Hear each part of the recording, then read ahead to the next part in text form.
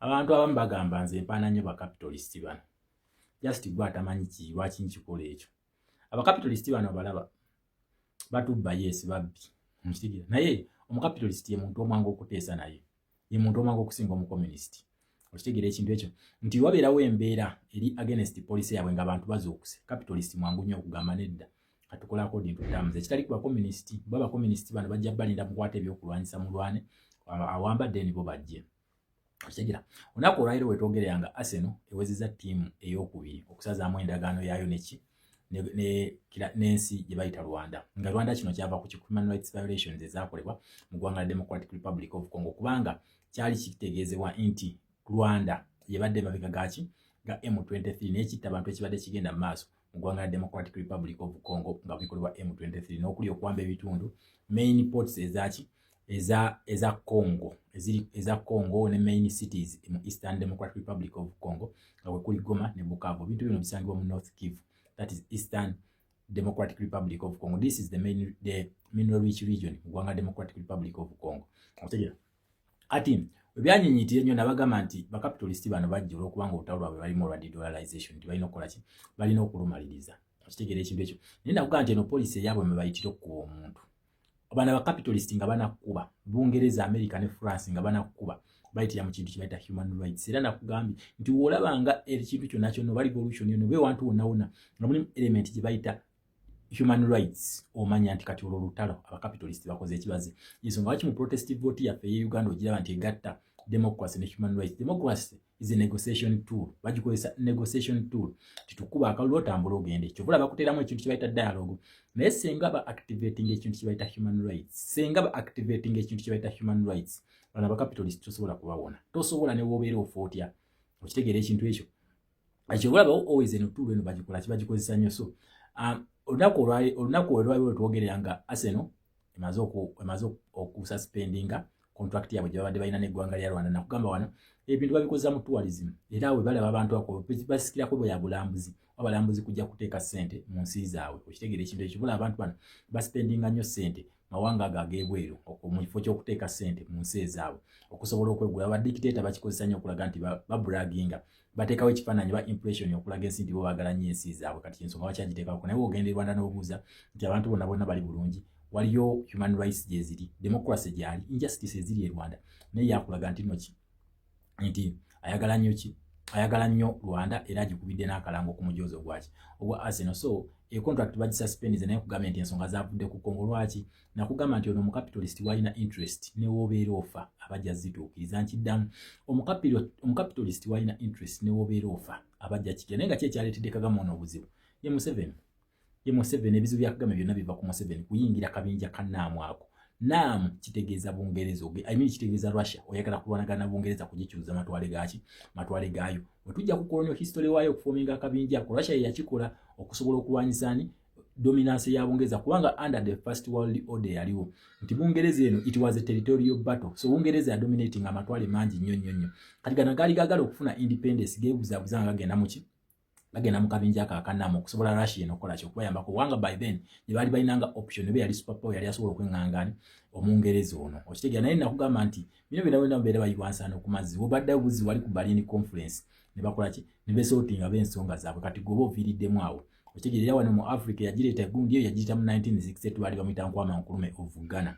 Teyasucceedinga. Okitegeera teyasucceedinga. So a world order yaliwo baali balwanyisa Bungereza's dominance kuba Bungereza yali y'amaanyi nnyo under the first world order eyo. Okitegeera kyebula zino states zaali zina okumajinga okusobola okulwanyisa ndi Bungereza nga ziyambibwako Russia. Wabula ate ne Bungereza nayo erina ensi nnyingi nnyo ziyayamba okulwana okusobola okuva mu kintu kibayita Soviet Union era okuva kwa Soviet Union kwava kweri eggwanga eryo lye bayita Bungereza. Ensonga lwaki Bungereza eno yo si nyangu especially wekijja ku kolonizizaayo si nyangu. Bungereza si nyangu. Abamu mugamba njiwaana buwaanyi ne just gwe ekyo kyogerera okuba nga togenze mu history tosoma history. You are not a good student of history ate tomu researchinga nako. Teri muntu yali akubye Bungereza n'atwala state ye teriiyo. Bonna Abajamani bonna yabakuba n'abagoba ne mu territories ze baali balina okuli Tanzania n'agyeddiza, okuli Zanzibar n'agitwala, okwali ne Uganda yennyini. Uganda baagijja ku Mujamani gwe baagijjako. Omujamani yagijja ku Mwarabu under Ottoman's Empire baba Oman Arabs baba jjako Uganda then Bungereza Germany negitwala then Bungereza nejja negikolaki negijja ku Germany okitegeera ekintu ekyo kati wenzija ne kugamba nti obano ba capitalist bamaanyi nnyo gwe n'ogamba ate goba wana nnyo nga batubye biki tulina kyakukola we cannot change that tulina kukola ki just tulina kubowinga down nti tugamba akusinza abeera yakusinze ku buli ogaana okukkiriza nti omuntu akusinga kyokola tubonaabona nnyo naye gwe olunaku lwokera ku makyano wanika n'ogamba nti okay ono ansinze mwegaseeko ntya okusobola okufuna kyenjagala then kijja kukwanguyira so ba capitalist bo bamaanyi oba oyagala oba tokyagala bamaanyi ate decision mu nsi kati be basalawo ensi engeri gyegenda okutambula etambulira kuba ku nkola y'aba capitalist okitegeera ekintu ekyo so Arsenal emaliriza okusazaamu ddiiro ezo naye mugambye byavudde mu Congo bano balina interest ze bakwatako mu ggwanga ly'e Congo era ebizibu bino Museveni yabireetedde Paul Kagame kakati wetujja ku lutale olulala olwa de-dollarization nakugamba nti minerals zibasinga okwetaaga ziri mu Uganda zirina mu Congo gold kwe beetaaga Uganda eri worth 13 trillion US dollars mu katundu kamu ke bayita busiya wadde Museveni yatugamba 12 nenga ziri 13 trillion US dollars zebaazula kitegeeza bakatubba gold wa trillion namba gwe baakabba ati statistics ezo ze baatuwa gwe byaliwo okitegeeza ze bagala tusange bagambe tebamukwatako okitegeera nga oyo gold owebusiya ali 13 trillion dollars just imagine olunaku ne lukeera ku makya nga 13 trillion US dollars bazijje mu circulation goloza economy ya America yibe efaanana eti ate ngwe gold gwe togera kali just mu katundu kamu ke bayita busiya tetunayogera kayunga tetunayogera ku kibuga tetunayogera kasanda tetunayogera ku kalamoja tetunababyogerako ebigulu byali okitegeeza nti Uganda esobola okujja multi trillion dollars mu circulation kati bano bali bamwetaagako amagalo gaabwe nga balina okukola ki balina okuyita mu Museveni kubanga olwedde enjagala ojjukire twalina ne occupation yabwe mu ggwanga erya Congo era mineral rich region ebyo baali bagirina mu control ye ne Kagame nga bayitira mwani Joseph Kabila ate Tshisekedi najja n'abalaga nti nze mbasingako n'agenda mu Makolomio Masters n'akola ki n'abagira naye nga jjukira Arsenal already yali emaze okutufuna contract ne ggwanga lya Rwanda olw'okubanga bano baali bategedde nti kati kebabba Congo bagenda kubeera nga beba super rich kati nga alina okupromoting eno kumbe Felix Tshisekedi nga akakodyo akakoze eki yakaguddemu era bwe bawamba Bukavu ne Goma okwekalakaasa kwatandikira ddala nonno bannansi ba Congo nga beekalakaasa era ne batandika ne bafanizi ba Arsenal batandika okuteekawo fight ez'amaanyi okulaba nti eyo gundi evaako ku mijozi gya Arsenal ya visit Rwanda so ekintu kino bakipushingidde ebbanga libadde ndowooza kati tuli mu myaka ebiri n'aba Bayern Munich mwezi gumu baali bamaze okukkirizigana n'abawagizi baabwe ne bagamba nedda kati gye tulina okubira Arsenal akalango tukoze ekintu kijjeko tetugenda kufiirwa fan base olw'okubanga omuntu omu Paul Kagame then baasalawo ne bakola ki bagijjako so essaawa eno amaaso tugatunuliza PSG kubanga omusajja ono abadde ne ttiimu zibadde 3 abadde alina ttiimu ya PSG abadde alina ttiimu ya Bayern mu ggwanga erya Germany then nga alina ne ttiimu eya Arsenal yo finally egambye ti human rights violations zemukola mu ggwanga erya Congo tetusobola kugenda mu maaso na contract yammwe okitegeera njagala ojjukira eno era Europe be baali ba biggest supplier be baali ba biggest buyers aba coltan nga be balina contract ekyasinze obunene nane Paul Kagame naye ebintu bwe bitabuka babuuza Paul Kagame coltan gwotuguza omujjawo kuba nti gwe largest supplier waffe omujjawa nga atabuti maaso oba omuganda kyayita maaso ntengo okakana nga contract eyo bagikoze eki bagisayinizira mu aba European Union ngezzeeyo ng'etandise okwegulagula mu egenda kukwatagana in conjunction with UPDF ya Uganda okulaba nga bagaba humanitarian aid okusobola okubikka kiri kye bakola bannansi ba Congo byesinakugaye kino bali mu kikola kiri kibalumiriza kye bakola bannansi ba Congo nti baali badiringa mu kintu kibayita blood minerals okitegeera so ebirizibwa essaawa eno bituukirize ku ggwanga tourism industry y'eggwanga lya Rwanda yo kati egenda mu kaseera akazibu kubanga abange tukirize tugana abazungu bano balambuzi balambula bo beteekamu ssente balya ssente mu kulambula if it comes to tourism otuba ntino bya bulambuzi abazungu bano batuwa ssente nyingi nnyo so akati eggwanga lya Rwanda balabika nga contract ekoze eki bagisazizaamu kitegeeza nti kati alina okunoonya ewalala wagenda okukola ki wagenda okubanga amufunira omuntu agenda omukubira sponsor akalango ng'ovudde ku muntu omunene nga Arsenal oyo Arsenal omunene era wakuvaamu akulekera damage tosobola kutugamba nno osobola osigala kyekimu nga Arsenal yakoze eki agenza akuvuddeko so kakati omusajja ono eyo major blow y'amaanyi nnyo ssente z'abadde akolera ku mujozi gwa Arsenal ezo ziganye zigenze era bagamba ku nkomerero y'omwaka guno Arsenal tegenda kuddamu kukuba kalango eri ttiimu ya Rwanda nkomerero y'omwaka guno kiseegeza nti contract eno esigaddeko omwezi gumu gwokka gumu mwaka season anyway tujja kyetegeeza nkomerero ya season eno yes maybe season kitegeeza nti alinayo emyezi gye ejiwera kuba Premier League atera okugwa omwezi nga gwa mukaaga watera okuggwera okitegeera. So Arsenal agenda kubataddamu ku promotinga Rwanda. Then wetujja Tanzania abantu abasinga mwambuziza ekintu ekyo nti kati ono yamaze okulayiza. Yes, ekyo yakikoze. Nenda kulaze akapapula akagundi n'akabatereddawo statement najibadde banange mukole ku research nga maze babuulira ekintu kino. Ekintu ekyo yagambye ennaku z'ekikumi ezisooka agenda kutuna mu reforms, bagenda kukola reforms. Kankazizeewo ennaku z'ekikumi ezisooka bagenda kukola, jaga tutunulye paragraph eyo esembayo wansi girabe. Mu nnaku z'ekikumi ezisooka agenda kukola reforms. Kitegeeza Tundu Lissu yawangudde Samia Suluhu Hassan, yamuwangudde, yamufukamiza kubanga ki Tundu Lissu yagamba tagenda kuyingira kalulu ka Tanzania nga reforms tezikoleddwa, nti ekyo ekibiina ekyabafuga okuva ku independence ekyakyama ky'amapinduzi tagenda kugenda nabo mu kalulu nga tebakoze reforms. Era okuva ku olwo kye baakola babaddenga ye yagamba kampeyini yegenda kutambulira ku kugamba bannansi ba Tanzania butagenda mu kalulu.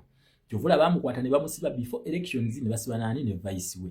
Kati bannansi ba Tanzania bane ekintu kye basitukirako nga bagamba tugenda kukkiriza shamu elections nga kibiina kimu kimwe ekigenda okwangula mu wedde tukola kitu kimanyi tugenda kukikkiriza musoke mukole ki musoke mukole reforms. Kati bo bannansi ba Tanzania bayimukira ku ideology eya Tundu Lissu egamba nti teri kalulu nga reforms tezikoze eki tezikoleddwa. Okitegeera ekintu ekyo. Kati olunaku olwaliro Samia Suluhu Hassan wabanti cabinet gye yakoze erimu ab'enganda n'ab'emikwano n'abagambye ku cabinet gye yakoze yanganda bako n'ab'emikwano nga Uganda bwe bakola mu 2021 bannabbanja okubawa obwa minister byo lityo waliwo bantu bagezi basinga kwani ku nabbanja. Kati ne Samia Suluhu Hassan cabinet gye yakoze kitegeeza ki baagala kubba to the fullest, bakimanyi nti no bakola kibagenda kyo vola bakugambye nti ennaku z'ekikumi ekintu kyagenda okusooka okukola koze reforms Tundu Lissu ze yateeka ku mmeeza. Kitegeeza ki recognition bagimumya. Kati ne bagamba nti omuntu agenda okuwa Samia Suluhu Hassan recognition oba agenda okumuwa okumukakasa ku bukulembeze bwe Tanzania ye Tundu Lissu kina bagamba. Era wakati nga ali rejected by the international community na kwa European Union yasooka okuvayo negamba nedda tetukukkiriza kubanga akalutu wakategese tekabeera bwe katyo. Then twalaba America ngevuddeyo nayo negamba nedda tetugenda kukkiriza nyabo democracy takola bwatyo. Twalaba augundi African Union nga naye egamba nedda. Then twamaliriza ne Sadaka. Kati kitegeeza nti ye bw'amaanyi jurisdiction yagina within her boundaries ayinawo jurisdiction y'amaanyi agalina naye nga tasobola kukola kintu kyonna kyonna kiri international ekisuka boundaries za Tanzania kuba Tanzania tasobola okujjako ng'afunye recognition. Kyovula bamwamulidde yogeza nze nga maama nsazeewo abaana ba Tanzania abakwatibwa nga balimbibwa ba politician ngenda kubata bonna nenga it is because of international pressure nakuga bano ba capitalist tisi bafuna kye baagala mu ngeri gye bakyagalamu. Okitegeera mu ngeri gye bakyagalamu. Kati kino kigenda kuleetera ne kunjawulo eri wakati wa revolution ye Tanzania ne Uganda. Eye Tanzania example ennyini nnyingi gye tulina okufuna egifaanana ye Kenya eya Daniel Arap Moi. Lwaki nti nabo baali balina okupushinga Daniel Arap Moi into multipartyism nti ekibiina ekyalidinga Kenya to independence by then ekyali kikulirwa Daniel Arap Moi nga luli kyali kikulirwa Uhuru Kenyatta.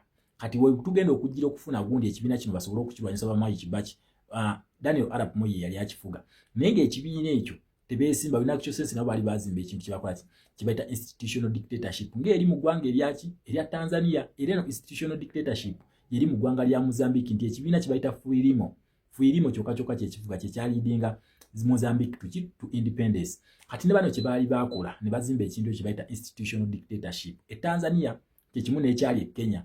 Kati kitegeeza nti Tundu Lissu ekintu kyabadde alina okusooka kwekuba emiwaatwa mu ekyo ekibiina okulaba ng'akipenetrating agenda kipenetrating atya kubakaka abaleete ku mmeeza bakkirize to the terms and conditions ezirina followingibwa mu kalulu ng'okwetaaya mu kalulu.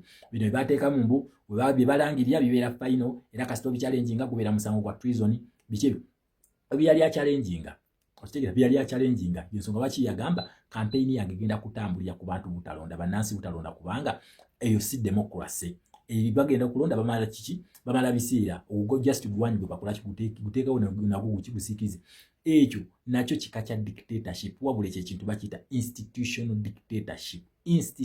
dictatorship nti bo bazimba institution nga yino okufuga nga olaba national platform nejja nekwata obuyinza nika kateri kibiina kira kigenda kuddamu tufuga omuntu okufuga olina kubeera wano olaba president bakyuka nenga in actual sense tebakyuka olw'ensonga nti ideology ebeerimu ya kibiina kya national unity platform kati ne Tanzania wekiri then wekyali ne Kenya under Daniel Arap Moi kyobulaba bano bamwai kibakyo bajjo muteekako revolution kunako n'ebintu byebakola byonna byonna nga bayambibwako foreign policies baali bazimba kintu kye bayita multipartism okukaka Daniel Arap Moi okukkiriza naye to terms eza multipartism kati noono naye Tundu Lissu naye kyekintu kyabadde akola kyabadde akola obuwiiki yakyakiivinze Samia Suluhu Hassan bamumye recognition BBC nezitandika okumukuba engeri gye yattamu abantu yatuuse n'akola ki n'agenda mu submission ate ekintu ekyasinze omuleeta mu submission ye funding okulaba nti bafunders batandise okuwithdrawing nga bamugobye mu bitongole ebiwola ssente okakkana ng'akoze eki okakkana ng'awanise kati kye batandise okukola Kagame naye bamutandise ku economic crash ensonga lwaki olaba kati tiimu zitandise okuwithdrawinga ekiddako abagagga bagenda tandika okujja ssente mu ggwanga lya Rwanda kati bakyaji investinga mu ssente just mark my words abagagga bagenda kutandika okujja ssente mu ggwanga lya Rwanda era mugenda kulaba nga ssente mu economy ya Rwanda zitandise okukola ki zitandise okukendera kubanga nabagamba bano ba capitalist beetaaga ba president bananga tebali ku ntebe bana asooka ye Yoweri Kaguta Museveni wa Uganda nga taliiko owokubiri yowa Rwanda Paul Kagame owokusatu ye Samia Ruto owa Kenya owokuna ye Samia Suluhu Hassan owa Tanzania kati bali bize kati kitegeeza nti wanagenda mu zino terms eza Tundu Lissu n'azisigninga agenda kufuna recognition agenda gifuna nga Daniel Arap Moi yakikola kwa Daniel Arap Moi wamala okukiza ekintu kye balite multipartism teyawaayo buyinza kuolo baategeka ne bakola enteekateeka ebibiina bigenda kwetaaya bitya akalulu kagenda kufaanana kati abakalangirira batya era ekisanja ekyaddako Daniel Arap Moi pressure yawaayo entebe okitegeera yawaayo entebe kati noono Samia Suluhu Hassan yabadde alina okusooka nakkiriza to terms and conditions eza Tundu Lissu kino kinavuga nti Tundu Lissu kati yasalawo obukulembeze bwani bwa Samia Suluhu Hassan so tugenda kuba nga tufolowinga ensonga ezo tulabe ekigundi negana naye already yamaze dde okwerayiza kati just kyeyetaaga kimu kiri recognition kati tusobola gamba muno akalulu ako bagenda kukaddamu tebajja bagenda kumuleka afuge kubanga ne Jerry Rawlings era naye bwate we yakikola Jerry Rawlings naye yagenda mu reforms ezo ne baziteesaako wabula era yafuga ekisanja ne kiggwako n'alyoka wayo buyinza kati noono bye yabadde ayagala okukola nga bayita mu mpuga ebyo bye muli anti no tusimanyi tuleese constitutional reforms simanyi tugenda kugira akalulu kagenda kuba kati ebyo mpuga byali mu kwerogozza kati noono naye byabalamu tumuleke ekisanja kino akifuge then baleke bakole reforms aveeko ekisanja ekiddako aweeyo obuyinza kye tutasobola kukkiriza kubanga ffe yaffe tuli mu kintu kibayita authoritarianism tulwana kintu kye tuyita authoritarian rule si kyekyekenya ekyekenya ne Tanzania nkugambye bagita institutional dictatorship ffe tulwanisa ekintu kibayita authoritarianism whereby nti omuntu omu akwata obuyinza bw'ensi bwonna bwonna n'akola ki n'abweyambalira n'abweyambaza wamala okubweyambaza ekintu kyazzaako kwekola ki kwekola ki kwekuba nti yensi oyogera ku Uganda era abamu bawawulira mu statement ezigamba nti nno Museveni ye katonda w'oku nsi kuno oba kusimanyi ku Museveni odda wa katonda byali bifulumirwa ba police officer ba inspector general abamu ba yali kale Kayihura yabyogera ebyo kale kiki bayita authoritarianism kati mu authoritarian rule ekintu ky'olina okulwanagana nakyo bakita opposition olwanagana opposition kubanga akuyetinga ekintu kibayita fake democracy nti akwata opposition n'ateeka opposition nga temu competing emwerekera bwerekezi naye ng'ebuzaabuza abantu nti ono si dictator aliko wabula ffe tetusobola kumuwangula alina amaanyi mangi abantu agakyo bulaba yabuuzibwako ebibuuzo ebimu n'agamba nze kale wadde abantu nze temunjagala naye ndi elected dictator nze ndi dictator alondebwa abantu ebyo nga tuteekawo kiwanyi kyaki kya fake opposition kati ffe tubadde tulwanagana na fake opposition ebibiina biri eri okubadde FDCs DPs ani Balukwago Bamau Besigye bani betubadde tulwanagana nabo kyovula ffe fight yaffe ebadde erina kuba kujjawo kabinjaako akafisadi democracy akayambako oli okukola ki okutufuga ensonga ki kati olaba olutalo lwaffe tuyombagana n'abampuuga wabula ate Tundu Lissu ye abadde alina kuba muwaatwa miki abadde alina kuba miwaatwa mu kibiina ekibadde kibakalakata eri ebbanga lyonna kati ekyabadde alwanagana nakyo yabadde alwanagana na institution kufuna reforms naye ffe tulina kujjawo fisadi democracy bakano ka fake opposition okufuna ki okufuna New Uganda ffe twagala Ntebe demands za njawulo eza Tanzania n'eza Uganda nkitegera ekintu ekyo wa Tanzania agamba ayagala reforms ffe tumugamba twagala Ntebe yaffe gy'owabba twagala Ntebe mukitegeera naye ate ffe ono ffe twamuwa recognition njagala ojjukire nti ffe twakkiriza tubeere mu opposition yensonga ki Joel Ssenyonyi ye leader of opposition kati kuno tumugamba twagala akalulu akali free and fair basi ekyo tugenda kakukaka okukagendamu ekitali Tanzania ye Tanzania kalulu yakolaki yakazira kati kino kyembagamba nti ffe tuli step ahead of Tanzania nti ffe wetwava Tanzania ate yo wekolaki ate weri essaawa eno olaba bayingizaamu ebintu bya United Nations Human Rights Commission bayingizaamu ba donors okugenda bayingizaamu human rights violation bayingizaamu okutaba political prisoners kati ffe demands ze twali tulina mu kusooka kati Tanzania zekolaki zeriko under Tundu Lissu. So saagala mubeere confused lwa kintu kino okwerayiza kubeerawo ba dictator bonna bakikola ne beerayiza naye demands azituukiriza kati nono waffe ono tugenda mu mutwala twabe mu kalulu agenda kutuwa entebe mirembe oba agituwa ku mpaka. That is the debate. Agenda gituwa atya kubanga kyalina okugituwa oba ku mpaka oba mirembe alina okugituwa naye agituwadde atya. Ensonga lwaki sijja kwerabyanga mu buli video okujjukiza aba NRM nti dialogue yokka yebataasa nkiddamu dialogue yokka yebataasa watali dialogue tewali NRM. Ekyo kyo nkibabuulira mujja kufuguma mujja kukola ki mugenda kusiba poliisi wayirize ng'abaana bebakubye emmotoka yayo amayinja biki byonna mujja kubyogera ne dialogue yebataasa muve mu kwekangabiriza. Abakapitalisiti bajja bakuba ekyo nkibabuulira bajja kubakuba. So ze kyensaba ekintu kimu tetwagala Uganda ekyuke na musaayi tetwagala mugende nga Gaddafi twagala tubalabeko. Yes twagala tubalabeko nga we muli awo nga Uganda egenda mu maaso nga we tukola nga we mulaba mugambe bino bye byatulema abaana babikoze. So twetaaga mulabe ku Uganda we tugenda okukola wegenda okufaanana mu government ya National Unity Platform. Kati ze kyensaba mukole dialogue kubanga it is an avenue and it is still open. So kyekyo ndowooza muna Uganda kyobadde weetaaga okumanya ku nsonga ze Tanzania confusion yamwe yabadde okwerayiza n'okufuga byanjawulo oba okwerayiza n'okukulembera byanjawulo naye nkugambye essaawa eno omupiira gwe Tanzania Tundu Lissu yagulina Samia Suluhu Hassan akwekweya bukwekweya. So tusinkane mu video enaddako tuweerabira okusubscribinga n'okuteekako notification button n'okusharingira abalala bakole ki babifuneko for God and my country Uganda.